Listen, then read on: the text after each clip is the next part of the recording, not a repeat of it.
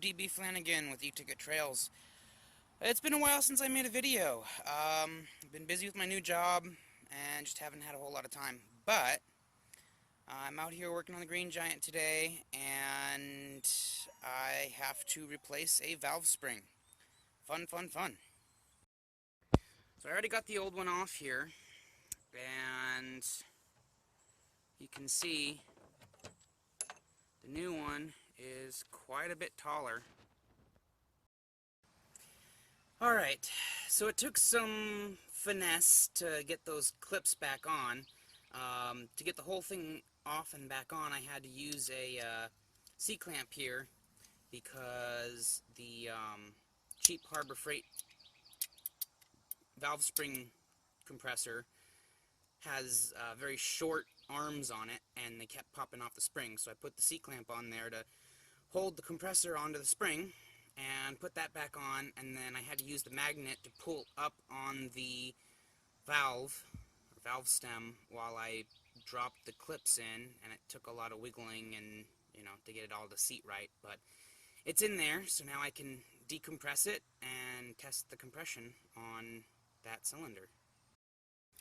Also, since I didn't have an air compressor handy, what I did to keep the valve from falling back into the cylinder was I took an old spark plug wire and fed it into the cylinder and twisted it as I went so it would coil up in there, and then I turned the engine to top dead center on that cylinder so that the spark plug wire would push the valve up and it wouldn't drop down in the cylinder.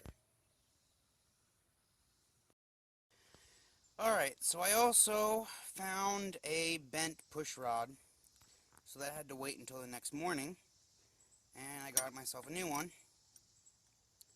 Big difference there. Let's see how bent that thing was. So we're going to get that in there, and then we'll check the compression again and see if that helps at all.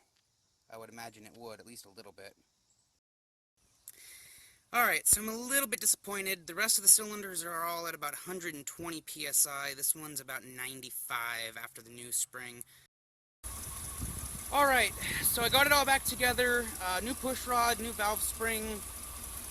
It seems to be running pretty well. There's a little bit of a tick, which I think is an exhaust leak, because it's been doing that ever since I was passing through Vegas and pulled the heat riser out of there. But all in all, I think it sounds pretty good, and I don't have any of that blast of positive crankcase pressure coming off this breather cap. Before, I had this jet of smoke coming out of here that really had me concerned and was the whole reason I kind of dug into this in the first place. So I'm going to let the engine heat up, then I'm going to flush it with some Seafoam and put some Marvel Mystery Oil in there, and then I'll check the compression again and see if it's any closer. Before I started it up, the compression was sitting at 100 on cylinder 6. The rest of them were at 120. So I got it from 60 psi up to 100, which is definitely a step in the right direction, but I'd like to see it in the 110, 120 range like the rest of the cylinders. So we'll see what a good cleaning out will do with it, because there was a lot of carbon buildup on that spring, and I would imagine there's probably quite a bit in the cylinder itself and on the valves. So we'll see what happens.